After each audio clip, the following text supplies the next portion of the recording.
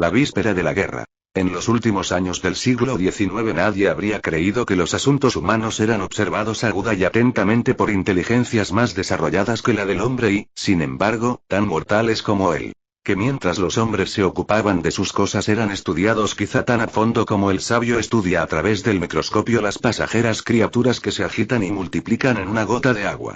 Con infinita complacencia, la raza humana continuaba sus ocupaciones sobre este globo, abrigando la ilusión de su superioridad sobre la materia. Es muy posible que los infusorios que se hallan bajo el microscopio hagan lo mismo. Nadie supuso que los mundos más viejos del espacio fueran fuentes de peligro para nosotros, o si pensó en ellos, fue solo para desechar como imposible o improbable la idea de que pudieran estar habitados. Resulta curioso recordar algunos de los hábitos mentales de aquellos días pasados. En caso de tener en cuenta algo así, lo más que suponíamos era que tal vez hubiera en Marte seres quizá inferiores a nosotros y que estarían dispuestos a recibir de buen grado una expedición enviada desde aquí. Empero, desde otro punto del espacio, intelectos fríos y calculadores y mentes que son en relación con las nuestras lo que éstas son para las de las bestias, observaban la Tierra con ojos envidiosos mientras formaban con lentitud sus planes contra nuestra raza. Y a comienzos del siglo XX tuvimos la gran desilusión. Casi no necesito recordar al lector que el planeta Marte gira alrededor del Sol a una distancia de 140 millones de millas y que recibe del astro rey apenas la mitad de la luz y el calor que llegan a la Tierra. Si es que hay algo de verdad en la hipótesis corriente sobre la formación del sistema planetario, debe ser mucho más antiguo que nuestro mundo, y la vida nació en él mucho antes que nuestro planeta se solidificara. El hecho de que tiene apenas una séptima parte del volumen de la Tierra debe haber acelerado su enfriamiento, dándole una temperatura que permitiera la aparición de la vida sobre su superficie. Tiene aire y agua, así como también todo lo necesario para sostener la existencia de seres animados. Pero tan vano es el hombre y tanto lo ciega su vanidad, que hasta fines del siglo XIX ningún escritor expresó la idea de que allí se pudiera haber desarrollado una raza de seres dotados de inteligencia que pudiese compararse con la nuestra. Tampoco se concibió la verdad de que siendo Marte más antiguo que nuestra Tierra y dotado solo de una cuarta parte de la superficie de nuestro planeta, además de hallarse situado más lejos del Sol, era lógico admitir que no solo está más distante de los comienzos de la vida, sino también mucho más cerca de su fin. El enfriamiento que algún día ha de sufrir nuestro mundo ha llegado ya a un punto muy avanzado en nuestro vecino. Su estado material es todavía en su mayor parte un misterio. Pero ahora sabemos que aún en su región ecuatorial la temperatura del mediodía no llega a ser la que tenemos nosotros en nuestros inviernos más crudos. Su atmósfera es mucho más tenue que la nuestra, sus océanos se han reducido hasta cubrir solo una tercera parte de su superficie, y al sucederse sus lentas estaciones se funde la nieve de los polos para inundar periódicamente las zonas templadas. Esa última etapa de agotamiento, que todavía es para nosotros increíblemente remota, se ha convertido ya en un problema actual para los marcianos. La presión constante de la necesidad les agudizó el intelecto, aumentando sus poderes perceptivos y endureciendo sus corazones. Y al mirar a través del espacio con instrumentos e inteligencias con los que apenas si hemos soñado, ven a solo 35 millones de millas de ellos una estrella matutina de la esperanza. Nuestro propio planeta, mucho más templado, lleno del verdor de la vegetación y del azul del agua, con una atmósfera nebulosa que indica fertilidad y con amplias extensiones de tierra capaz de sostener la vida en gran número. Y nosotros, los hombres que habitamos esta tierra, debemos ser para ellos tan extraños y poco importantes como lo son los monos y los lémures para el hombre. El intelecto del hombre admite ya que la vida es una lucha incesante, y parece que esta es también la creencia que impera en Marte. Su mundo se halla en el período del enfriamiento, y el nuestro está todavía lleno de vida, pero de una vida que ellos consideran como perteneciente a animales inferiores.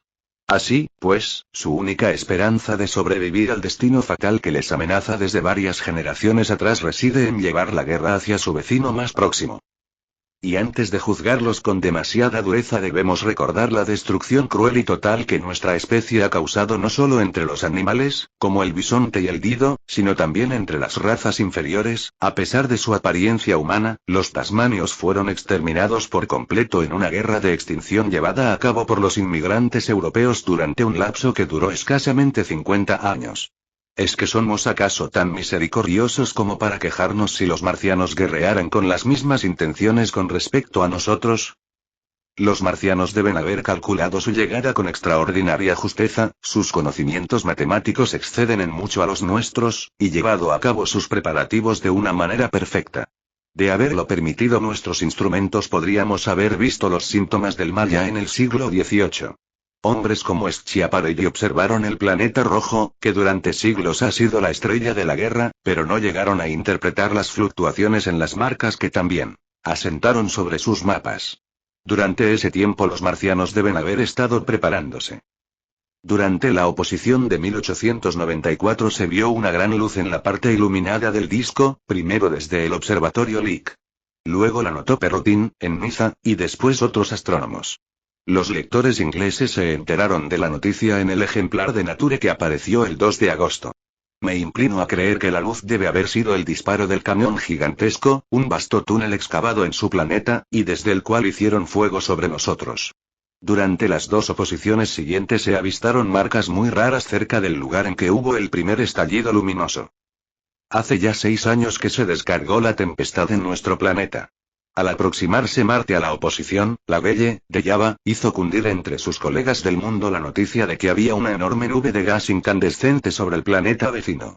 Esta nube se hizo visible a medianoche del día 12, y el espectroscopio, al que apeló de inmediato, indicaba una masa de gas ardiente, casi todo hidrógeno, que se movía a enorme velocidad en dirección a la Tierra. Este chorro de fuego se tornó invisible alrededor de las 12:15. La Belle lo comparó a una llamarada colosal lanzada desde el planeta con la violencia súbita con que escapa el gas de pólvora de la boca de un cañón. Esta frase resultó singularmente apropiada. Sin embargo, al día siguiente no apareció nada de esto en los diarios, excepción hecha de una breve nota publicada en el Daily Telegraph, y el mundo continuó ignorando uno de los peligros más graves que amenazó a la raza humana. Es posible que yo no me hubiera enterado de lo que antecede si no hubiese encontrado en Ottersau con el famoso astrónomo Ogilvy. Este se hallaba muy entusiasmado ante la noticia, y debido a la exuberancia de su reacción, me invitó a que le acompañara aquella noche a observar el planeta rojo. A pesar de todo lo que sucedió desde entonces, todavía recuerdo con toda claridad la vigilia de aquella noche. El observatorio oscuro y silencioso, la lámpara cubierta que arrojaba sus débiles rayos de luz sobre un rincón del piso, la delgada abertura del techo por la que se divisaba un rectángulo negro tachonado de estrellas. Ogilvy andaba de un lado a otro. Le oía sin verle. Por el telescopio se veía un círculo azul oscuro y el pequeño planeta que entraba en el campo visual. Parecía algo muy pequeño, brillante e inmóvil, marcado con rayas transversales y algo achatado en los polos. Pero qué pequeño era. Apenas si parecía un puntito de luz. Daba la impresión de que temblara un poco. Mas esto se debía a que el telescopio vibraba a causa de la maquinaria de relojería que seguía el movimiento del astro. Mientras lo observaba, Marte pareció agrandarse y empequeñecerse, avanzar y retroceder, pero comprendí que la impresión la motivaba el cansancio de mi vista. Se hallaba a 40 millones de millas, al otro lado del espacio. Pocas personas comprenden la inmensidad del vacío en el cual se mueve el polvo del universo material. En el mismo campo visual recuerdo que vi 3 puntitos de luz, estrellitas infinitamente remotas, alrededor de las cuales predominaba la negrura insondable del espacio. Ya sabe el lector qué aspecto tiene esa negrura durante las noches estrelladas. Vista por el telescopio parece aún más profunda.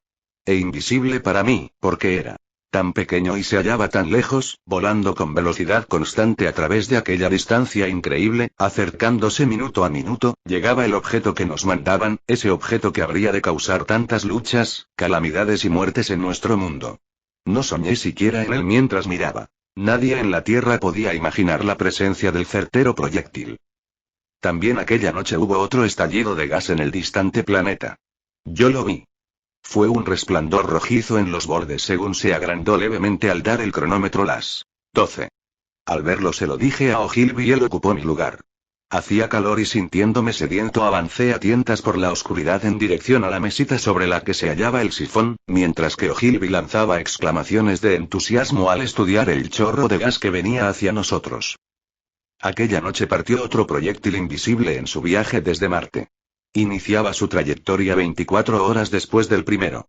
Recuerdo que me quedé sentado a la mesa, deseoso de tener una luz para poder fumar y ver el humo de mi pipa, y sin sospechar el significado del resplandor que había descubierto y de todo el cambio que traería a mi vida. Ogilvy estuvo observando hasta la 1 hora en que abandonó el telescopio. Encendimos entonces el farol y fuimos a la casa. Abajo, en la oscuridad, se hallaban Ottershaw y Chertsey, donde centenares de personas dormían plácidamente. Ogilvy hizo numerosos comentarios acerca del planeta Marte y se burló de la idea de que tuviese habitantes y de que estos nos estuvieran haciendo señas. Su opinión era que estaba cayendo sobre el planeta una profusa lluvia de meteoritos o que se había iniciado en su superficie alguna gigantesca explosión volcánica. Me manifestó lo difícil que era que la evolución orgánica hubiera seguido el mismo camino en los dos planetas vecinos. La posibilidad de que existan en Marte seres parecidos a los humanos es muy remota, me dijo. Centenares de observadores vieron la llamarada de aquella noche y de las 10 siguientes. ¿Por qué cesaron los disparos después del 10º? Nadie ha intentado explicarlo. Quizá sea que los gases producidos por las explosiones causaron inconvenientes a los marcianos. Densas nubes de humo o polvo, visibles como pequeños manchones grises en el telescopio, se diseminaron por la atmósfera del planeta y oscurecieron sus detalles más familiares. Al fin se ocuparon los diarios de esas anormalidades, y en uno y otro aparecieron algunas notas referentes a los volcanes de Marte. Recuerdo que la revista Punch aprovechó el tema para presentar una de sus acostumbradas caricaturas políticas. Y sin que nadie lo sospechara, aquellos proyectiles disparados por los marcianos aproximábanse hacia la Tierra a muchas millas por segundo, avanzando constantemente, hora tras hora y día tras día, cada vez más próximos. Paréceme ahora casi increíblemente maravilloso que con ese peligro pendiente sobre nuestras cabezas pudiéramos ocuparnos de nuestras mezquinas cosillas como lo hacíamos. Recuerdo el júbilo de Markham cuando consiguió una nueva fotografía del planeta para el diario ilustrado que editaba en aquellos días. La gente de ahora no alcanza a darse cuenta de la abundancia y el empuje de nuestros diarios del siglo XIX. Por mi parte, yo estaba muy entretenido en aprender a andar en bicicleta y ocupado en una serie de escritos sobre el probable desarrollo de las ideas morales a medida que progresara la civilización. Una noche, cuando el primer proyectil debía hallarse apenas a 10 millones de millas, salía a pasear con mi esposa. Brillaban las estrellas en el cielo y le describí los signos del zodíaco, indicándole a Marte, que era un puntito de luz brillante en el cénit y hacia el cual apuntaban entonces tantos telescopios. Era una noche cálida, y cuando regresábamos a casa se cruzaron con nosotros varios excursionistas de Chertsey e Isleworth, que cantaban y hacían sonar sus instrumentos musicales. Veíanse luces en las ventanas de las casas. Desde la estación nos llegó el sonido de los trenes y el rugir de sus locomotoras convertíase en melodía debido a la magia de la distancia. Mi esposa me señaló el resplandor de las señales rojas, verdes y amarillas, que se destacaban en el cielo como sobre un fondo de terciopelo. Parecían reinar por doquier la calma y la seguridad.